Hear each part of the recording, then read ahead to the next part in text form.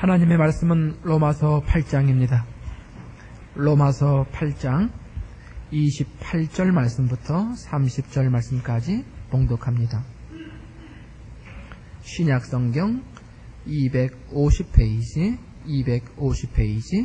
로마서 8장 28절 말씀부터 30절 말씀까지 봉독합니다. 우리가 알거니와 하나님을 사랑하는 자 곧 그 뜻대로 부르심을 입은 자들에게는 모든 것이 합력하여 선을 이루느니라. 하나님이 미리 아신 자들로 또한 그 아들의 형상을 본받게 하기 위하여 미리 정하셨으니 이는 그러 많은 형제 중에서 맏아들이 되게 하려 하심이니라. 또 미리 정하신 그들을 또한 부르시고 부르신 그들을 또한 의롭다 하시고 의롭다 하신 그들을 또한 영화롭게 하셨느니라. 아멘. 하나님의 자녀된 우리 모든 성도들을 하나님께서 영광의 자리에 마침내 세우시기 위하여 우리의 인생에 간섭하시고 모든 환경에 간섭하시고 모든 역사와 온 우주 만물에 간섭하신다 하는 것을 우리가 지난 시간에 로마서 8장 28절을 통해서 확인했습니다. 그런 하나님의 간섭과 복을 받는 이들이 누구냐 하는 표현은 28절에 두 가지로 나옵니다. 하나는 하나님을 사랑하는 자요, 또 다른 표현으로는 그 뜻대로 부르심을 입은 자들입니다. 그러니까 성경은 분명히 하나님의 절대적인 주권을 강조하는 설명이 하나 나오고 또 인간의 자유의지적 선택을 강조하는 또 하나의 표현이 나옵니다. 이 둘 중에 어느 쪽을 더 선호하느냐 하는 것 때문에 일종의 신학상에까지 차이가 나와 있습니다. 하나님의 절대 주권을 강조하는 쪽을 칼빈주의자라 그러고 인간의 자유의지권을 강조하는 쪽을 알미니안주의자라 이렇게 나눕니다. 교파적으로는 장로교가 원칙적으로 칼빈주의자고 감리교와 침례교는 알미니안주의자들입니다. 이렇게 얘기를 함으로써 우리는 그 신앙상의 어떤 컬러가 다르다 하는 것으로 적대감을 갖기도 하고 이질감을 갖기도 하지만 사실은 이 예정 문제를 다루면서 예정론을 논하면서 하나님의 절대 주권을 강조할 때 인간의 자유의지가 약화되지 않아야 되겠고 인간의 자유의지가 강조될 때 하나님의 절대 주권이 침해받지 않아야 됩니다. 그런데 이 둘은 우리에게는 굉장히 어려운 일입니다. 그것을 조화시킨다는 것이 우리가 하나님을 사랑한다 하는 것도 신자된 표 중에 하나고 신자가 된 조건 중에 하나이듯이 하나님께서 그 뜻대로 부르신 자라 하는 표현도 신자에 대한 특징을 가장 잘 나타낸 것이고 신자된 원인 중에 하나가 이것이기도 합니다. 그래서 어느 것으로 자신을 확인하느냐 하는 것은 각자의 신앙의 차이 어떤 색깔과 그 성격상의 차이를 가져올 수는 있습니다만은 근본적인 내용이 차이를 가져올 수는 결단코 없습니다. 근데 이 두 문제를 어쨌든 우리가 신앙상의 필요에 의해서 이제 그 조화하는 일을 성경이 가르치는 대로 이 둘을 조화시키는 일을 어쨌든 이 본문을 통해서 시도하고 또 우리 안에 그렇게 납득을 시켜야 될 시간이 되었습니다.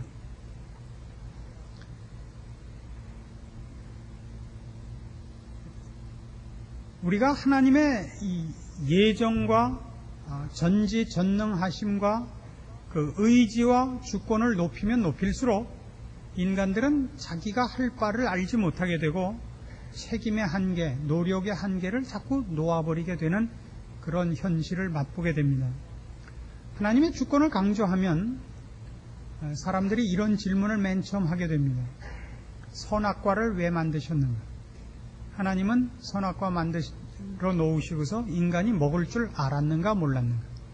아셨다면 왜 막지 않으셨는가? 한 걸음 더 나가서 오늘 내가 이 옷 입고 나올 줄 하나님이 정하셨는가? 내가 오늘 요 자리에 앉을 걸 정하셨는가? 이러기 시작하면 금방 혼란에 빠지게 되고 우리는 뭔가 싶은 생각에 빠지게 되곤 합니다. 그러나 예정론이라는 것은 그런 식으로 의도되어 있지 않습니다. 성경이 예정론을 도입한 이유는 이와 같은 혼란을 위해서 도입한 것이 아니고 우리의 신앙의 도움을 위하여 또 하나님의 성실하심을 우리에게 알리기 위하여 도입된 것임에도 불구하고 우리는 성경이 가르치는 대로 예정론을 이해하지 못하고 우리의 호기심과 우리의 핑계거리로 이 예정론을 도입하기 일쑤입니다. 그래서 오늘 이 예정론을 이해하는 데 있어 문제가 되는 가장 큰 두 가지 국면을 놓고 예정론을 이해하고 또 여러분 안에 신앙상의 조화가 있기를 바랍니다. 첫 번째 문제는 전도의 문제입니다. 하나님이 누구를 정하셨다면 여기 29절에 이미 나와요. 하나님이 미리 아신 자들로 또한 그 아들의 형상을 본받게 하기 위해 미리 정하셨으니 이는 그런 많은 형제 중에서 맏아들이 되게 하려 하심이니라. 또 미리 정하신 그들을 또한 부르시고 부르신 그들을 또한 의롭다 하시고 의롭다 하신 그들을 또한 영화롭게 하셨느니라. 그러면 누구를 예정했다면 예정하지 않은 사람은 하나님이 버리기로 작정하시지 않았느냐 하는 논리가 성립이 됩니다. 우리의 생각은 그렇습니다. 그러니까 누구를 정했다면, 누구를 택했다면 택하지 않은 사람은 유기하신 것이 아니냐 이겁니다. 그런 식으로 나가면 어떤 문제가 생기느냐 하면 가롯 유다가 예수를 팔아먹은 것이 가롯 유다의 책임이냐 하나님 책임이냐 하는 데까지 발전이 됩니다.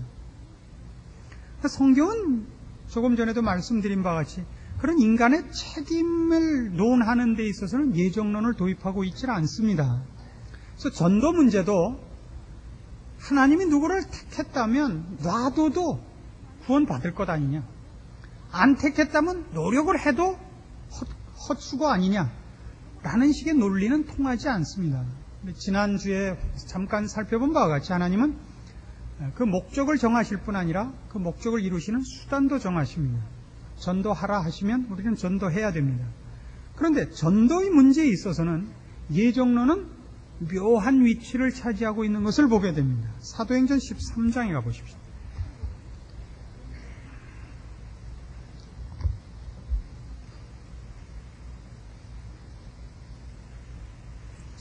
사도행전 13장 47절입니다.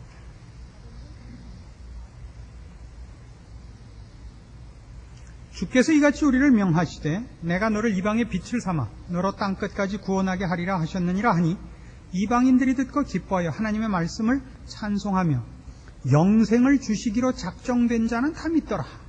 이렇게 돼 있죠. 구원을 얻었는데 누구만 구원을 얻었냐면 영생을 주시기로 작정된 자는 다 믿더라요. 18장으로 가보십시다. 사도행전 18장 9절. 사도 바울이 고린도에 가서 전도하는데 상당히 어려움을 겪고 있을 때입니다. 환난과 핍박이 많아서 별로 진척이 없어서 고심하고 있을 때입니다. 18장 9절. 밤에 주께서 환상 가운데 바울에게 말씀하시되 두려워하지 말며 잠잠하지 말고 말하라. 내가 너와 함께 있음에 아무 사람도 너를 대적하여 해롭게 할 자가 없을 것이니 이는 이 성중에 내 백성이 많음이라. 말하자면 여기서는 내 택한 자가 많다. 나의 택한 백성이 많으니 잠잠하지 말합니다. 분명히 전도 문제인데 예정론이 도입되고 있습니다.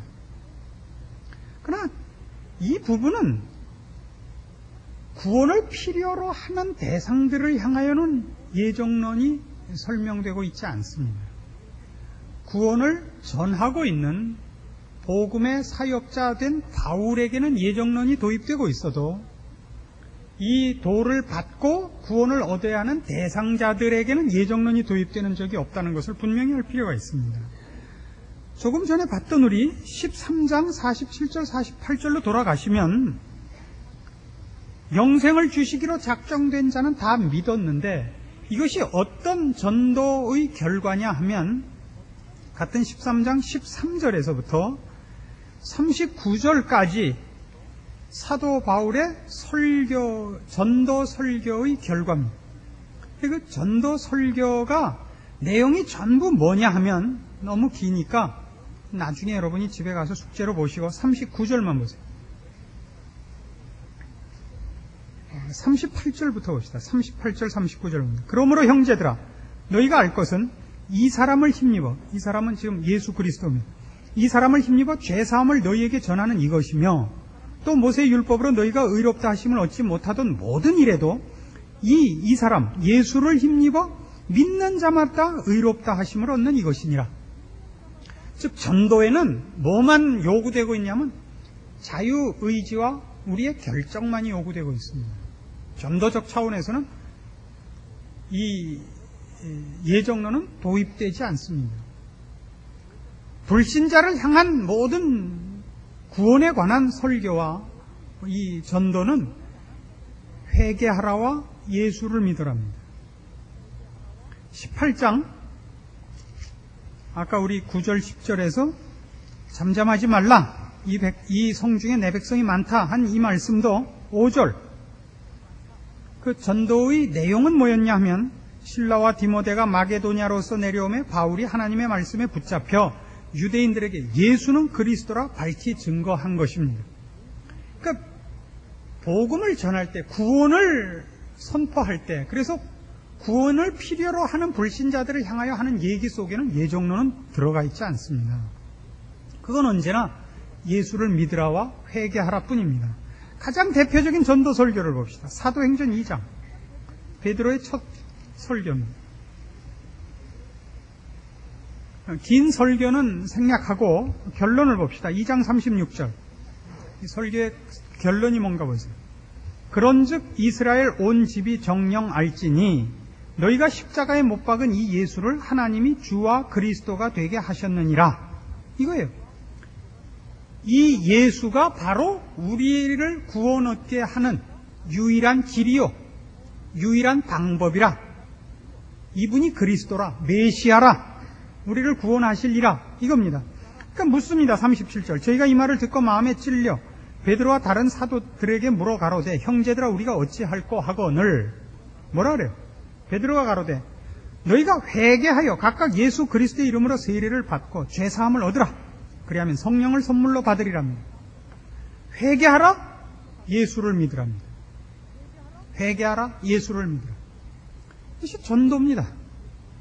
그러니까 우리는 전도의 측면에서 예정론을 도입해서 하나님이 택하신 자들은 놔둬도 구원이 될 것이요, 택하지 않은 자들은 아무리 애를 써도 안 될 것이라 라는 문제는, 전도의 문제는 성경이 도입하지 않고 있고 우리에게도 그것을 권유하고 있지 않습니다. 오히려 우리에게는 하나님이 정하신 자들을 불러내기 위하여 너를 보냈으니 내 뜻을 다 이루라 라고 요구하고 있습니다. 하나님의 뜻을 이루는데 이루시고야 말 그 일에 우리를 동력자로 불렀다는 것이 전도에 있어서 우리가 확인해야 될 일입니다. 하나님이 그 영광스러운 일에, 그리고 절대 실패할 수 없는 목적에 우리를 동력자로 불렀다면 그것은 우리에게 영광입니다. 우리는 열심히 일해야 할 것입니다. 어차피 될 일이니까 나는 널브러져 있겠다. 그러다가 숯에 맞았다는 거 아닙니까? 모든 성도들이 고백하는 신앙 간증 중에 하나가 그거 아닙니까? 하나님의 말씀이 나에게 무엇을 요구하는지 알면서도 내가 내 멋대로 살다가 오늘날 요 모양 요 꼴이 됐다. 교회 안에 제일 많은 간증거리들입니다. 조심하셔야 됩니다. 그래서 불신자가 필요로 하는 것은 회개와 믿음이지 선택과 예정으로 불신자가 구원받지 않습니다. 그러면 두 번째 문제로 넘어와서, 전도 문제가 그렇다면, 전도에 예정론이 도입되지 않는다면 무엇 때문에 예정론은 성경에 설명되어 있는가 하면 이 두 번째 문제 때문입니다. 이 두 번째 문제는 성도의 견인에 관한 것입니다. 성도의 견인, 우리가 이해하기 쉽게 풀자면 성도의 신앙상의 인내와 승리입니다. 성도들의 신앙적 인내와 승리를 성도의 견인이라고 하는데, 하나님의 자녀로 부름을 받은 모든 구원 얻은 성도들은 그가 얻은 구원 속에 영원한 운명이 확보되어 있다라는 걸 우리에게 확신시키는 것으로 예정론은 도입되고 있는 것입니다. 우리는 우리가 예수를 믿고 회개해서 구원을 얻었습니다. 그것이 하나님의 뜻이라 라고 밝힘으로써 내가 결정한 이 믿음, 내가 선택한 예수 그리스도, 그래서 내가 획득한 이 구원이 내 의지와 내 능력 안에만 있지 않고 하나님의 의지와 뜻과 능력과 지혜 안에 있다는 걸 밝혀줌으로써 우리가 얻은 구원이 흔들릴 수 없으며 취소될 수 없으며 실패될 수 없을 것을 우리에게 알려 우리가 시작하고 우리가 결정한 이 신앙을 실패치 않도록 격려하고 인내하고 더 확신케 하는데 이 예정론이 도입되는 이유가 있는 것입니다. 그러니까 이 예정론이라는 교리는 이것으로 인해서 분파를 조성하거나 혹은 무율법주의에 빠져서는 안 되는 것입니다. 예정론이라는 이 교리로 이것을 강조하는 것으로 그렇지 않은 교리를 공격할 필요도 없는 것이고 그러라고 준 것도 아니고 또 이것으로 인하여 가만히 있어도 된다는 게으름과 나태의 핑계로 삼아서는 안 됩니다. 예정론은 우리가 하나님의 의지와 그 뜻 안에 있기 때문에 우리가 겸비하게 되고 준비하도록 만들어야 마땅한 것입니다. 요한일서 3장입니다.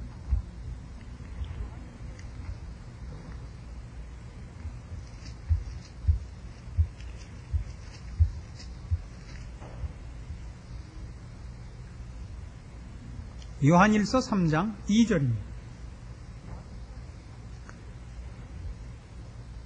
신약성경 390페이지 요한일서 3장 2절 사랑하는 자들아 우리가 지금은 하나님의 자녀라 장래에 어떻게 될 것은 아직 나타나지 아니하였으나 그가 나타내심이 되면 우리가 그와 같을 줄을 아는 것은 그의 계신 그대로 볼 것을 인함이니 주를 향하여 이 소망을 가진 자마다 그의 깨끗하심과 같이 자기를 깨끗하게 하느니라. 이것이 예정론의 목적입니다. 우리가 결국 하나님 앞에 설 것이요 영광의 자리에 설 것이요 거룩한 나라에 갈 것입니다. 이 소망과 이 운명이 확인되면 우리는 우리를 거룩해 해야 되고 성실히 그날을 준비해야 될 것입니다. 그렇지 않습니까? 만일 여러분의 그 자녀들이 부모님이 그 자녀와 함께 미국으로 이민을 갈 것이라 라고 가르치면 뭘 준비하겠습니까? 미국으로 이민 가는데 러시아어를 배우진 않을 것 아닙니까? 열심히 영어를 배워야죠. 그렇잖아요? 미국 문화를 배워야 될 것이고. 난 미국 갈 것이니까 이제부터 공부 안 해도 된다. 이거는 아주 비겁하고 미련한 논리죠. 예정론이 도입된 가장 큰 이유는 이것인 겁니다. 우리를 목적으로 삼고 우리를 영광의 자리에 세우기 위한 하나님께서 시작하신 뜻이 우리 안에서 역사하여 실패 없이 하나님의 존전에 우리를 세우실 것입니다. 그것은 하나님의 뜻이요, 하나님의 의지요, 능력이요, 지혜요, 하나님의 거룩하신 약속입니다. 취소될 수 없습니다. 그러면 우리는 어떻게 해야 될 것인가? 우리가 선택의 여지가 없이 우리의 운명이 결정되어 있다면, 그리고 그것이 복된 자리고 영광스러운 자리라면 우리는 당연히 열심을 품어야 될 것이요, 노력해야 될 것이요, 그리고 미련한 생각과 게으른 생각에서 일어나야 될 것입니다. 그건 너무나 당연한 것입니다. 그것이 예정론이 도입된 이유입니다. 그래서 로마서 8장으로 돌아가셔서 이 모든 예정론은 당연히 이런 논리로 이어집니다. 31절.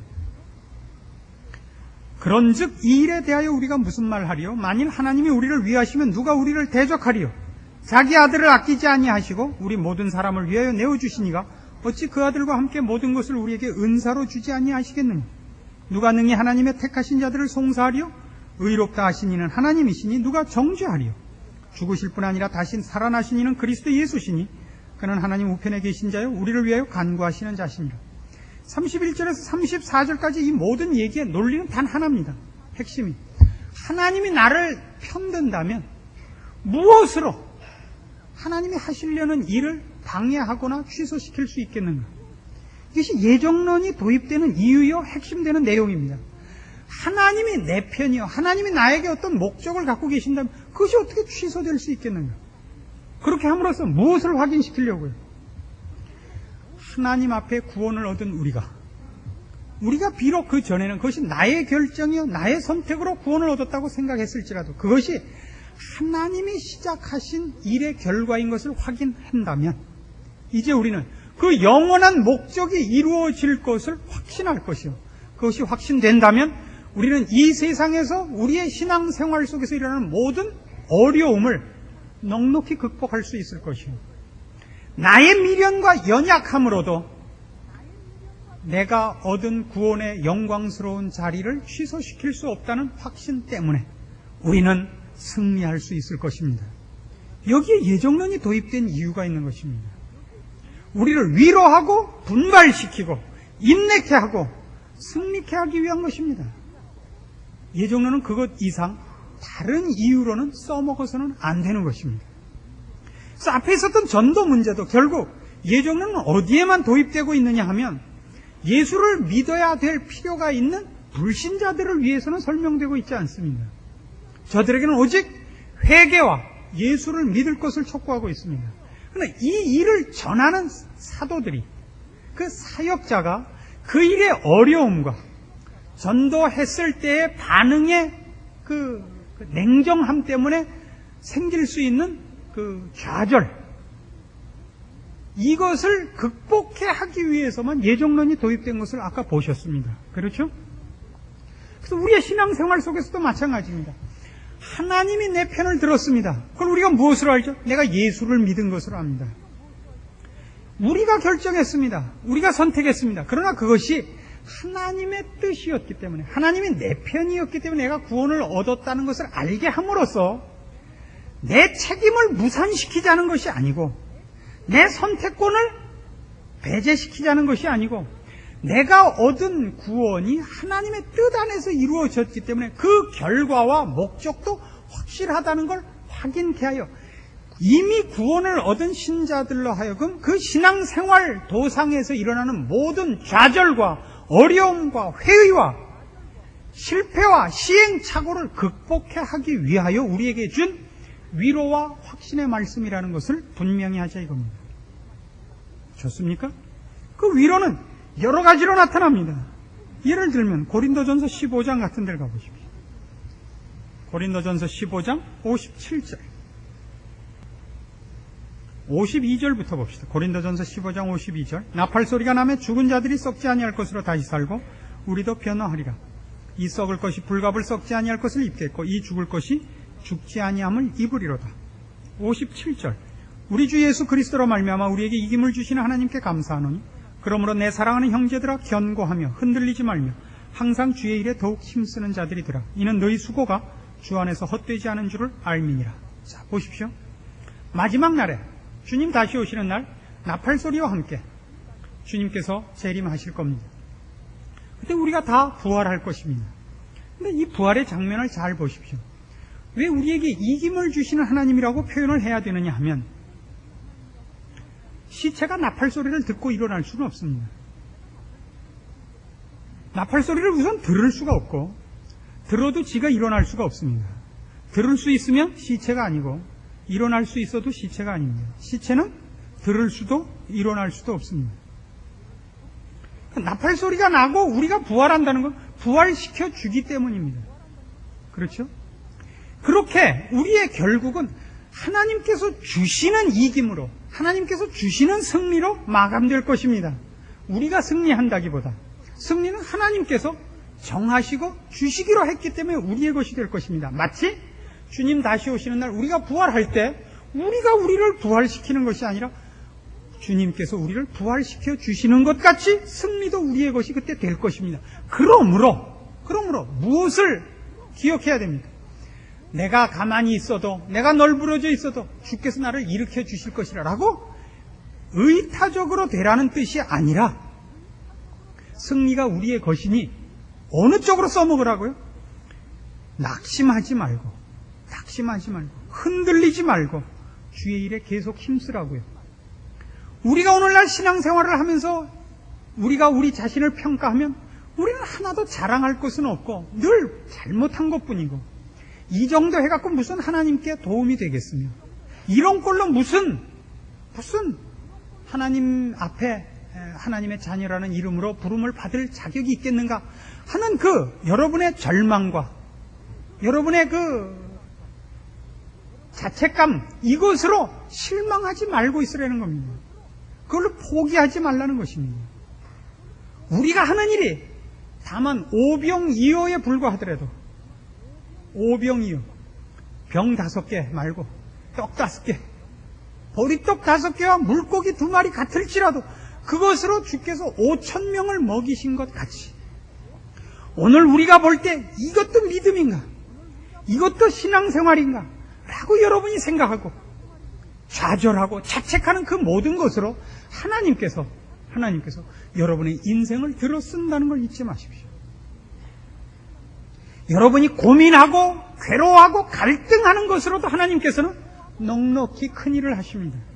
여러분이 보란듯이 일을 하고 신문에 날 만큼 크게 무슨 일을 해야 하나님이 영광 받으시는 것이 아니라, 여러분이 고민하며 땀 흘리며 괴로워하며 회개하며 눈물 흘리는 실패와 회개와 좌절과 비탄에 쌓인 눈물로도 하나님께서는 얼마든지 일을 하십니다. 여러분이 절대 손 놓지 않아야 되는 것은 신자로서의 반응인 것입니다. 여러분 보고 큰 일을 해내려는 것이 아니라 신자로서 사는 것을 잠시도 중단하지 말라 말입니다. 신자로서 산다는 것은 승리하는 일도 있을 수 있습니다. 대부분은, 제 경우에 보면 대부분은 한숨과 자책감입니다. 부끄러운 눈물이요, 부끄러운 무릎 꿇어 용서를 구하는 일들이 훨씬 많습니다. 이거 하나는 제가 잘했죠 하는 것은 거의 찾아볼 수가 없습니다. 보통 다 부끄러운 것뿐이지만 신자 된 것을 잠시도 중단하는 일은 하지 말자 이겁니다. 미련해도 좋고 실패해도 좋고 부끄러워도 좋지만 신자로서 자기 위치와 자기 존재를 놓치지 않고 있으면 우리는 실패를 실패로 묻어두지 않게 되고, 우리는 부끄러움을 부끄러움대로 팽개쳐두지 않게 됩니다. 부끄러운 일을 회개하며 미련한 것을 반성하여 우리는 울어야 할 자리에 울어야 하고, 사죄를 구할 자리에서 사죄를 구해야 하고, 용서를 구하고 긍휼을 구하여 신자된 것을 잠시도 놓지 않아야 합니다. 그렇다면 하나님은 우리와 우리 인생을 통하여 영광 받으실 것이요, 그리고 우리는 마침내 하나님께서 우리 안에서 시작하신 이 구원의 영광된 종착지에 우리를 세우실 것입니다. 이것이 예정론이 우리에게 가르치는 것입니다. 우리는 실패될 수 없는 하나님의 사랑을 입은 자들입니다. 그래서 이 본문은 로마서 8장 끝에 전부 이런 쪽으로 가고야 마는 것입니다. 35절. 누가 우리를 그리스도의 사랑에서 끊으리? 환난이나 곤고나 핍박이나 기근이나 적신이나 위험이나 칼이랴. 누가 우리를 끊겠습니까? 38절. 내가 확신하노니 사망이나 생명이나 천사들이나 권세자들이나 현재일이나 장래일이나 능력이나 높음이나 깊음이나 다른 아무 피조물이라도 우리를 우리 주 그리스도 예수 안에 있는 하나님의 사랑에서 끊을 수 없으리라. 왜 이런 얘기를 해야 돼요? 왜? 성도들의 신앙생활은 좌절과 실패가 훨씬 많기 때문에 이런 얘기를 해야 되는 것입니다. 승리하는 신앙이란, 그래서 내가 하나님의 사랑에서 끊어질 수 없음을 기억하고 신자된 것을 포기하지 않는 마음이 신앙이요 승리입니다. 보란듯한 일을 하는 것은 승리가 아닙니다. 잘난 척입니다. 하나님께서 나를 잘난 일에 쓰실 수 있습니다. 우리 중엔 잘난 자는 없습니다. 하나님이 나를 잘난 일에 쓸 수 있을 뿐입니다. 그 잘난 일을 사실은 하나님이 나에게 맡겨서 나를 통하여 하십니다. 그 잘난 일을 하는 동안 우리는 못난 짓을 그 잘난 일에 얼마나 많이 묻히는지 모릅니다. 그래서 모든 잘난 일을 한 사람에게 가서 물으십시오. 어떻게 이렇게 훌륭한 일을 하셨습니까? 아니요. 저는 못난 사람입니다. 그는 저를 비롯해서 모든 위대한 하나님의 일꾼들이 하는 고백입니다. 이런 말을 할 때도 잘난 척을 하는 것이 인간의 본 모습입니다. 여러분 자신에 대하여 좌절하지 마십시오. 여러분은 여러분을 포기해도 하나님은 여러분을 포기하지 않으시기 때문입니다. 이것이 예정론을 성경이 도입하는 이유요. 그것을 설명하는 이유입니다. 여러분의 나태와 핑계 쓰지 마시고 열심과 격려와 분발과 승리에 쓰시기를 권합니다. 기도하십시다. 하나님 아버지 은혜를 감사합니다. 우리가 하나님의 자녀요, 하나님의 사랑을 받은 하나님의 택하신 심령들이니 우리가 마침내 승리할 것을 믿습니다. 그러므로 분발하게 하옵소서, 깨어있게 하옵소서, 열심을 내게 하시옵소서. 핑계와 게으름과 미련함과 완악함을 던져버리게 하시고 주의 부르심 안에서 우리의 결국을 내다보고 이제 깨어있게 하시고 근신하게 하시고 열심을 품고 주를 섬기게 하시고 달려가게 하시옵소서. 우리 중에 아무도 실패 없이 주 앞에 서는 날 우리 모두 다 함께 주님의 부르심과 세우심을 찬양하는 자리에 우리 모두가 지금 여기 함께 있었던 것 같이 거기서도 함께 주를 찬양하고 함께 기뻐하게 하시옵소서. 예수님의 이름으로 기도합니다. 아멘.